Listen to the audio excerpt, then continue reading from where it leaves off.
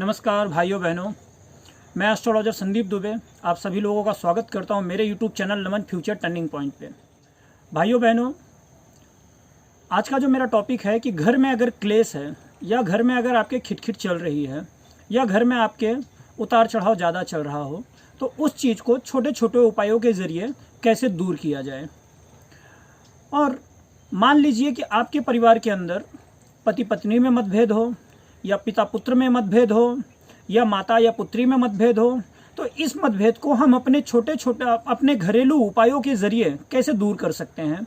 हम ऐसे कौन से छोटे छोटे उपाय कर सकते हैं जिससे कि इन सब मतभेदों से हमको आसानी से छुटकारा मिल जाए। आगे बढ़ने से पहले मैं आप सब लोगों से निवेदन करना चाहूँगा कि आप लोग मेरे इस चैनल को लाइक करें, सब्सक्राइब करें और मेरे इस चैनल को ज़्यादा से ज़्यादा शेयर करने की कोशिश करें। देखिए भाइयों बहनों, आज के सांसारिक जीवन में हर व्यक्ति के जीवन में कुछ न कुछ उतार चढ़ाव, कुछ न कुछ समस्याएं हैं ज़रूर।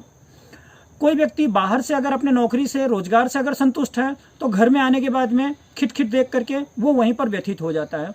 कोई व्यक्ति अपने घर से संतुष्ट है तो कामकाज में, जहाँ पर वो कामकाज करने जाता है, नौकरी पेशा है या व्यापारी वर्ग से रिलेटेड इंसान है, वो जहाँ पर भी अपना व्यापार करने जाता है या जहाँ पर भी अपनी रोजी रोटी कमाने जाता है, वहाँ पर अगर कोई अपवाद होता है या वाद विवाद होता है तो उससे क्या होता है कि इंसान को एक तरीके से एक मानसिक तनाव की स्थिति का सामना करना पड़ता है। आज का जो मेरा मेन टॉपिक है कि हम ऐसे कौन से छोटे छोटे उपाय करें जिससे कि हमारे गृहस्थ जीवन में सुकून रहे, शांति रहे और बरकत देखने को मिले। देखिए भाइयों बहनों, सबसे पहली चीज़ तो यह है कि कुछ ऐसी छोटी छोटी चीज़ें होती हैं जिनको कि हम लोग जानबूझ करके नज़रअंदाज कर देते हैं। हमको उन सब चीज़ों को नज़रअंदाज नहीं करना है। नज़रअंदाज इसलिए नहीं करना है क्योंकि हम इन सब छोटी छोटी चीज़ों के ऊपर ध्यान नहीं देते हैं और यही जो चीज़ें होती हैं हमारे गृह क्लेश का कारण बन जाती हैं। सबसे पहली चीज़ ये कि आप अगर मान लीजिए गृहस्थ जीवन में रहते हैं तो आप अपने घर में जो भी पहला रोटी बनाते हैं वो पहली रोटी आप गाय को खिलाने की कोशिश करें। इससे भी गृहस्थ जीवन में सुख शांति आती है। दूसरा उपाय आपको ये करना चाहिए कि आपके घर के अंदर जो झाड़ू होती है, इस झाड़ू को ऐसी जगह पर रखें जैसे कि आपके घर में कोई मेहमान आ जाता हो तो वो मेहमान आने के बाद में उस झाड़ू को देख ना सके, क्योंकि अतिथि का झाड़ू को देखना शुभ नहीं माना जाता है और झाड़ू एक तरीके से लक्ष्मी का स्वरूप मानी जाती है। तीसरी चीज़ ये भी है कि मान लीजिए आप गृहस्थ जीवन में हैं, भोजन करने बैठते हैं तो थाली और आपके बैठने का लेवल सेम नहीं होना चाहिए। बैठने के समय, खाना खाते समय थाली आपके से थोड़ी ऊंचाई पर होनी चाहिए। जैसे मान लीजिए कि आप ज़मीन पर बैठ के खाना खा रहे हैं तो उस थाली को आप किसी पाट के ऊपर या पीढ़े के ऊपर रख करके खाना खाएं।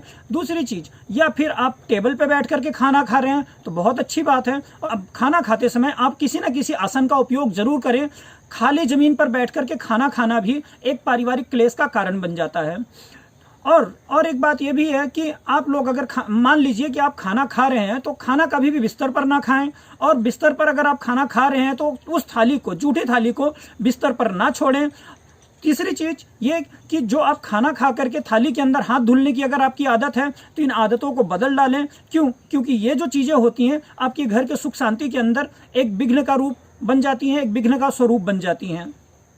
और एक चीज़ ये भी बोलना चाहूँगा मैं आप लोगों से कि सुबह कभी भी आप उठते हैं, अगर मान लीजिए सुबह आप सो करके उठ रहे हैं तो कभी भी बिना स्नान किए गौ, ब्राह्मण और अग्नि का स्पर्श नहीं करना चाहिए। नहीं तो कई लोग ये भी होता है कि सुबह सुबह उठते हैं, बिना नहाए धोए जाकर के किचन में काम करने लगते हैं तो काम करने के दरमियान में वो भूल जाते हैं क्योंकि उनको जानकारी नहीं है। जानकारी ना होने की वजह से उनके परिवार के अंदर क्लेश होने शुरू हो जाते हैं। तो ये जो छोटी छोटी चीज़ें हैं, इन सब छोटी छोटी चीज़ों के ऊपर अगर आप ध्यान रख रहे हैं तो आपके जो परिवार के अंदर क्लेश है, इस क्लेश से आपको काफ़ी हद तक छुटकारा मिल जाएगा। आज का ये मेरा वीडियो आपको कैसा लगा ये मुझे कमेंट करके ज़रूर बताएं। और मैं आप लोगों से फिर आखिरी बार एक निवेदन करना चाहूँगा कि आप लोग मेरी इस वीडियो को ज़्यादा से ज़्यादा लाइक करें, ज़्यादा से ज़्यादा सब्सक्राइब करें और मेरी इस वीडियो को शेयर करना ना भूलें।